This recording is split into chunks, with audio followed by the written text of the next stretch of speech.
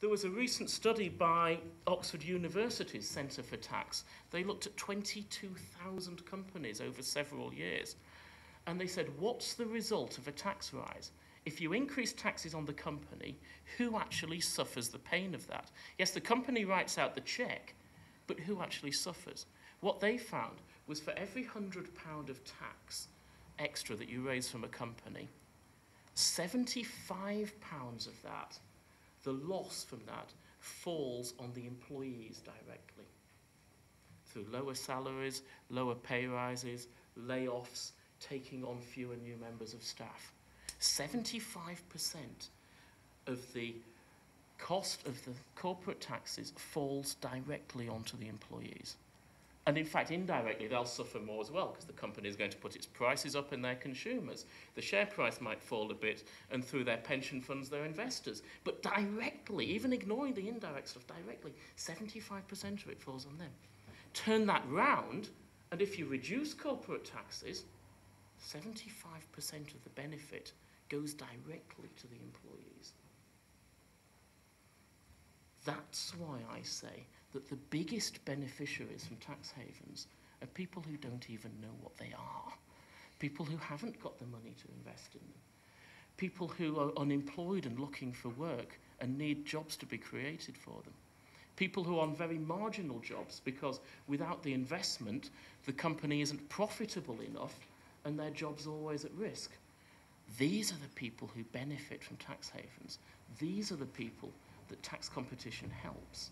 And these are the people who are going to suffer if the G20 gets its way and stamps out these low tax jurisdictions. Thank you. Thank you very much for the opportunity to come and address you this evening. It very much is going to feel like the start of the main course of the dessert, I think, in terms of the content of these talks. But I do hope to make my talk relevant to the subject matter, which is economic freedom, sovereignty and tax competition. But I'm going to start with a short history lesson. I hope some history buffs in the room this evening. So here we go. In the year 1204, King John of England and Duke of Normandy was careless enough to lose most of his French possessions following defeat in battle. And the people of Jersey were faced with a choice. Would they remain part of the Duchy of Normandy, as had been the tradition for many hundreds of years, or would they throw their lot in with King John, their Duke, descendant of William the Conqueror? Well, Jersey remained loyal to King John and was rewarded with significant constitutional freedoms. And they included the right to set its own taxes and customs duties. So for 800 years, Jersey has enjoyed that situation. Jersey received no financial support from the United Kingdom and was the only part of the British Islands, along with Guernsey, to be occupied during the Second World War. The last time, in fact, that Jersey's income tax was amended to the current rate of 20%, which has stood for 50 years. Jersey was known in the 1950s as the honeymoon capital of the UK, and more recently for the Jersey Royal Potato, and also as the home of that most endearing brown bovine of creatures, the Jersey cow.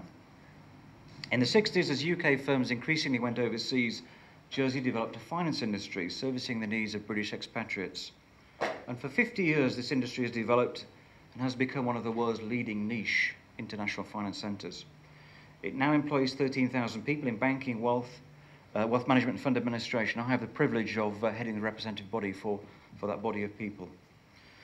It is this history which has put centres like Jersey at the very heart of the G20 agenda, with banks, bankers' bonuses and tax havens competing as the pejorative labels of choice, I'm afraid, for some of the world's political leaders.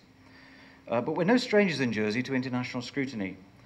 We were subject to requests to amend our tax arrangements under the OECD Harmful Tax Competition Programme as far back as 1998. More recently, the EU have indicated that they do not feel our tax system meets with the spirit, quite with the spirit of the EU Code of Conduct on Business Taxation. That's kind of interesting and curious at the same time, as the UK had previously indicated our tax system didn't meet the code requirements. So I guess we've a little bit of a job to do to try and explore and understand what those concerns are. In Jersey, we do have a diversified tax base, including corporation tax, income tax, property taxes, customs duties, and a goods and services tax. And of course, we do offer benign tax treatment to non-residents, as do a large number of other countries, including many EU members. What is more, in Jersey, we have a strategic reserve of £582 million, We fixed the roof while the sun was shining, and we put some money aside for the rainy day, which we knew would eventually come. We have an economic stabilisation fund of £140 million, which our finance minister has confirmed won't be deployed, albeit or except on the advice of an independent panel of experts. Ergo, we have 18 months' income in the bank and no debt. But we need here to distinguish between tax transparency and tax competition. Jersey is no friend of tax evaders and criminals. Tax evasion was made a predicate crime in Jersey over a decade ago, and we've achieved the highest ratings of any country under the IMF FSAP inspections. And we've been a leading and a willing participant in the OECD's tax information programme since 2002. Last year we filed over 1,000 suspicious transaction reports and cooperated in over 700 investigations. Tax evaders should not be able to use jurisdictions to hide non-disclosed wealth. Recently published research conducted by Professor Jason Sharman of Griffith University, Sydney, proves that Jersey has a better record of fighting this kind of activity than many larger countries, including the United Kingdom. Some commentators have observed the debate over tax transparency and tax competition looks very much like big countries with large budget deficits, the high tax, high spend, large government countries and their trading blocs and agencies, seeking to impose their view of the world on smaller, less powerful nations. It is, after all, much more difficult to keep raising taxes if your citizens are mobile and can move themselves and their wealth to a more attractive environment. So where has the current impetus for change come from? Well, clearly there is a sense of continuing moral outrage as a result of the country sliding into recession, unemployment still rising, already strained national budgets in the US and Europe have come under intense pressure as a result of the financial crisis. Given this backdrop, it's not particularly surprising that the subject of tax receipts and cross-border activity has come to the fore as cash-strapped governments look for solutions. The truth, though, however unpalatable, is that the crisis had its roots anchored firmly in the debt taken on in the major Western deficit economies. Debt became the rocket fuel of Wall Street and the honeypot of Main Street. And when credit couldn't expand into yet more new and increasingly fragile frontiers, it collapsed, as all asset bubbles finally must. This had everything to do with central bank interest rate policy and financial supervision, and nothing whatever to do with financial centres such as Jersey.